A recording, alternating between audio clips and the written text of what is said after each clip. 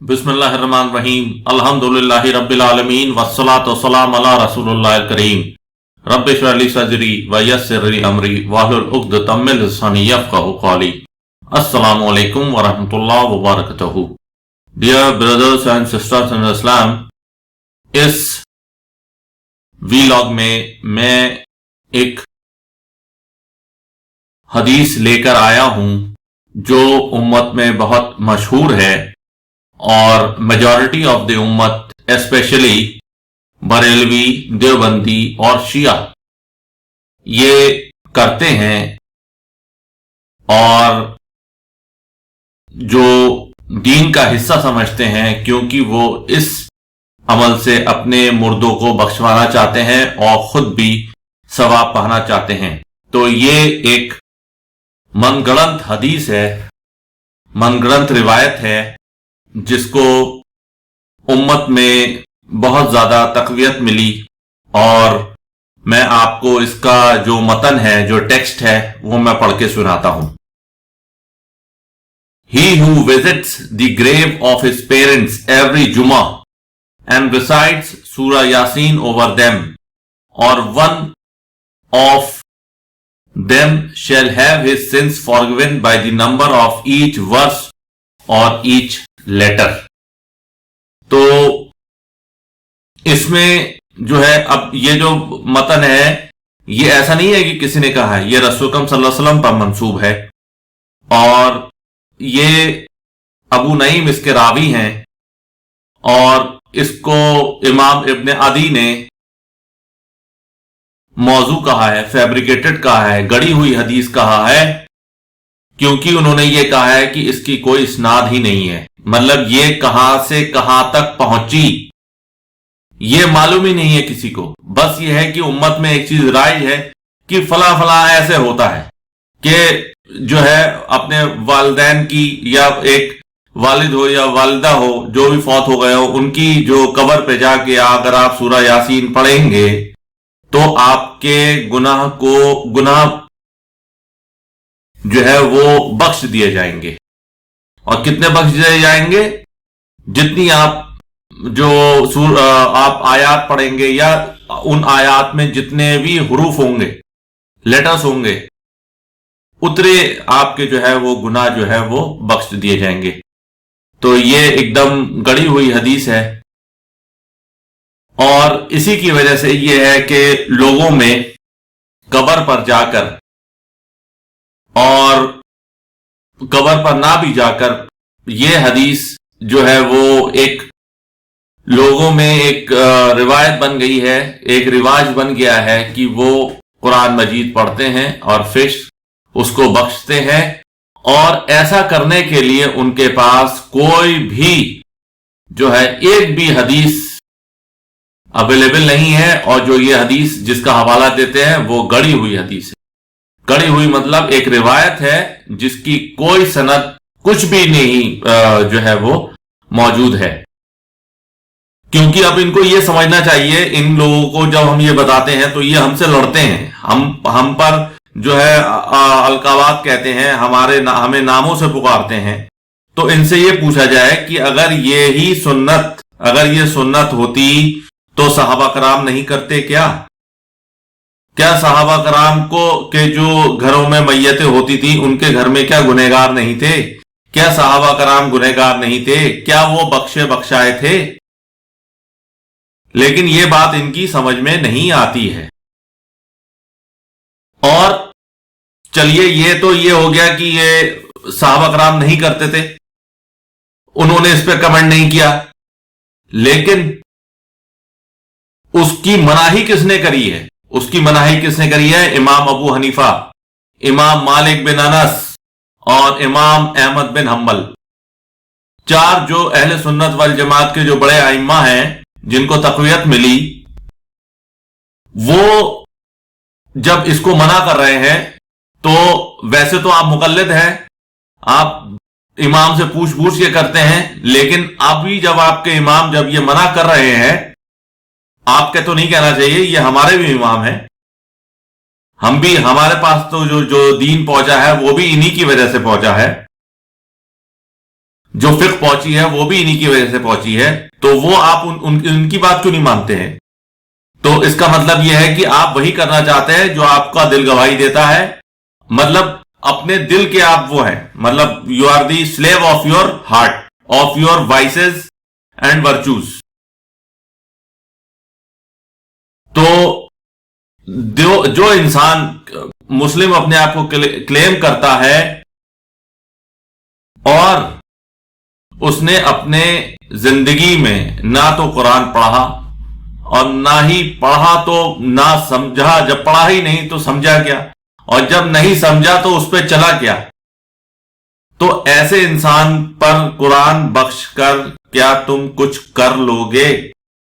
اور جس نے قرآن پڑھا، جس نے قرآن کو سمجھا اور جو قرآن کو سمجھ پر قرآن کے بتائے ہوئے راستے پر چلا، کیا اس کو تمہارے اس قرآن پڑھنے کی ضرورت ہے؟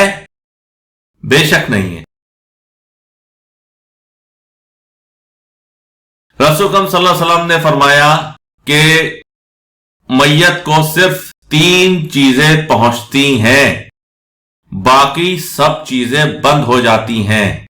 جو اس نے جتنی عبادت دنیا میں کر لی وہ کر لی، باقی سب کچھ نہیں پہنچتا ہے. رسول اکرم صلی اللہ علیہ وسلم said, when a person is dead, all his pious deeds have stopped except in 3 cases. ایک کنٹینیوس چیریٹی، اگر اس نے کوئی اسپتال بنوایا ہے، کوئی اسکول بنوایا ہے، کوئی ہوٹل بنوایا ہے، کوئی سرائے بنوائی ہے، کوئی جو ہے وہ کتاب لکھی ہے، کوئی کنواں کھدوایا ہے، کوئی پانی کا پیاؤ لگایا ہے، کوئی بھی کام کرا ہے، نالی بنوا دی ہے، ٹوائلٹ بنوا دی ہے، کچھ بھی بنوا دیا ہے، ایک پیڑ لگا دیا ہے، کچھ بھی بنوا دیا ہے جس سے لوگ کو فائدہ ملتا ہے، وہ کنٹینیوس چیریٹی ہوتی ہے. تو صدقہ جاریہ اس کو بولتے ہیں اردو میں. تو یہ اس کو ثواب پہنچے گا. دوسرا، knowledge which the deceased left behind for others to benefit from. کسی نے کتاب لکھی ہے، کسی نے کوئی تھیورم ڈیوائس کی ہے، کسی نے کوئی تھیوری ڈیوائس کی ہے، کسی نے کوئی لا ڈیوائس کیا ہے، کسی نے قرآن مجید کو لوگوں کو پڑھایا ہے، اس کی تفسیر لکھ دی ہے، کسی نے ویلاگ بنا دیا ہے، کسی نے جو ہے وہ کوئی کتاب لکھی ہے یا کوئی مدرسہ بنوایا ہے. تو اس سے جو لوگ جو مفید ہوں گے، کسی نے کوئی دوا نکالی ہے تو اس سے جو لوگ مفید ہوں گے، تو یہ اس کو جو ہے مرنے کے بعد بھی اس کو صدقہ جاریہ ملے گا. اور تیسرا، a righteous child who makes دعا for him. ایسا بچہ جو اس کے لیے دعا کرے، اس کا اپنا بچہ جو اس کے لیے دعا کرے. اور میں آپ کو ایک دم تلخ بات بتا رہا ہوں، آپ مر جائیں گے تو صرف آپ کے بچوں کو ہی آپ کی یاد آئے گی، آپ کے بچوں کے علاوہ آپ کو کوئی بھی یاد نہیں رکھے گا. بہت کم لوگ ایسے ہوتے ہیں جن کو دوسرے لوگ یاد رکھتے ہیں، لیکن پھر بھی اپنا بچہ ہوتا ہے اور وہی یاد رکھتا ہے، تو وہی آپ کے لیے دعا کرے گا. اور یہ حدیث جو ہے یہ صحیح مسلم کی ہے، حدیث نمبر 4005. تو جو بچہ ہوگا، جو صالح بچہ ہوگا، وہ اپنے ماں باپ کے لیے دعا کرے گا، اور ماں باپ کے ساتھ دعا کرنے کے ساتھ ساتھ جو وہ نمازیں پڑھے گا، جو وہ عبادات کرے گا جو آپ نے اس کو سکھایا ہے، تبھی وہ عبادت کر رہا ہے اللہ کی، تو وہ اس کا بھی صدقہ جاریہ آپ کو ملے گا اور اس کے ثواب میں بھی کوئی کمی نہیں ہوگی. تو اس لیے اپنے بچوں کی ایسی تربیت کریں کہ جو وہ نیک بنے، اور نیک جب بنیں گے اور جب اللہ کی عبادت کریں گے، دین الاسلام کے لیے کام آئیں گے، تو آپ کو بھی اس کا صدقہ جاریہ ملے گا. اب ان تینوں چیزوں میں جو ہے قرآن مجید کی تلاوت تو کہیں نہیں بتائی ہے، اور کسی اور حدیث میں بھی یہ نہیں بتایا ہے، ٹھیک ہے. جبکہ ہمیں یہ بتایا گیا ہے کہ ہم جو ہے صدقہ جاریہ جو ہے وہ ہمیں مرنے کے بعد انسان کو کیا پہنچتا ہے. اگر اس کے کوئی روزے رہ گئے ہیں، اگر رمضان کے روزے ہیں، جیسے سپوز کوئی 10 رمضان میں کوئی فوت ہوا، اور اس سے پہلے 10 رمضان میں بیمار تھا تو اس وجہ سے وہ 10 روزے نہیں رکھ پایا، تو اگر آپ چاہیں تو وہ آپ روزے رکھ لیں، لیکن بائنڈنگ نہیں ہے، بائنڈنگ اس پہ نہیں ہے، بائنڈنگ اس کے نہیں ہے، کیونکہ وہ تو بیمار تھا، بیمار آدمی پہ روزہ نہیں ہے، لیکن تب بھی اس کو بعد میں تو رکھنا پڑتے، اس لیے جو ہے اگر آپ روزہ رکھنا چاہیں تو روزہ رکھ سکتے ہیں، اور اگر آپ چاہیں تو اس کی جو منت ہے، منت اگر اس نے مانی ہوئی ہے کہ وہ فلاں فلاں کام اگر ہو گیا تو وہ روزے رکھے گا۔ ویسے تو یہ ہے کہ رسول اکرم صلی اللہ علیہ وسلم نے فرمایا کہ منت اللہ کو منت سے آپ وہ نہیں کر سکتے، اپنی طرف مائل نہیں کر سکتے، لیکن یہ ہے کہ منت صرف ایک کنجوس کا مال خرچ کروا دیتی ہے۔ تو اگر آپ نے منت مانگی ہوئی ہے کہ میں 10 روزے رکھوں گا یا 2 روزے رکھوں گا یا 3 روزے رکھوں گا، تو اگر آپ کے گھر والوں کو معلوم ہو گیا ہے کہ اس نے منت مانگی تھی اور اس نے منت پوری نہیں کی ہے، تو وہ آپ کے روزے رکھیں۔ ہمارے بہت سے دوست ہیں جنہوں نے ایسا کیا ہے، ابھی کورونا میں بہت سے لوگ فوت ہوئے، تو اس میں الحمدللہ ان لوگوں نے ایسا کیا۔ تو منت اگر کسی کی رہ گئی ہے تو منت مانگ سکتے ہیں، اور جب بھی آپ جب وہاں جائیں، گریو یارڈ جائیں، مطلب قبرستان جائیں، تو آپ دعا کے لیے ان کے میت کی مغفرت کی دعا کریں، نہ کہ ان سے مدد مانگیں اور ان سے دعا مانگیں، جو کہ اکثر جو درگاہوں پہ ہوتا ہے، اپنے جو ہے وہ قبرستان میں ہوتا ہے۔ سارے بریلوی سارے شیعہ کرتے ہیں، اس میں میرے کو کہنے میں کوئی آڑ نہیں ہے، کیونکہ میں پہلے خود بریلوی تھا، میں نے کرتے دیکھا ہے، لوگوں کو دعا مانگتے دیکھا ہے۔ میں ایسا نہیں کرتا تھا، میں ان سے یہ کہتا تھا کہ آپ ہمارے لیے دعا کریں کہ ہم اللہ تعالیٰ ہمیں بھی نواز دے اور ہمارے لیے بھی دعا کریں۔ تو یہ اس طریقے سے کہنا بھی شرک ہے، کیونکہ اللہ تعالیٰ نے قرآن مجید میں فرمایا ہے کہ تم میت کو نہیں سنا سکتے، جو مرے ہوئے ہیں انہیں نہیں سنا سکتے، میت کو صرف جو ہے وہ سلام تک نہیں پہنچتا ہے، وہ سلام جو ہے وہ آپ سلام کرتے ہیں تو وہ اللہ تعالیٰ ان پر سلامتی بھیجتا ہے میت پر۔ صرف رسول اکرم صلی اللہ علیہ وسلم کا پروٹوکول ہے کہ رسول اکرم صلی اللہ علیہ وسلم پر جب درود بھیجا جاتا ہے تو اللہ تعالیٰ ان کی روح جو ہے وہ لوٹا دیتا ہے، اور آپ درود خود سنتے ہیں، درود پاک۔ تو اب وہ کس طریقے سے ہوتا ہے وہ ہمیں نہیں معلوم، لیکن اللہ کے نبی صلی اللہ علیہ وسلم نہ ہماری دعا سنتے ہیں، اور نہ ہی کوئی، جب اللہ کے نبی صلی اللہ علیہ وسلم نہیں سنتے ہیں تو باقی کوئی اور بھی نہیں سنتا ہے۔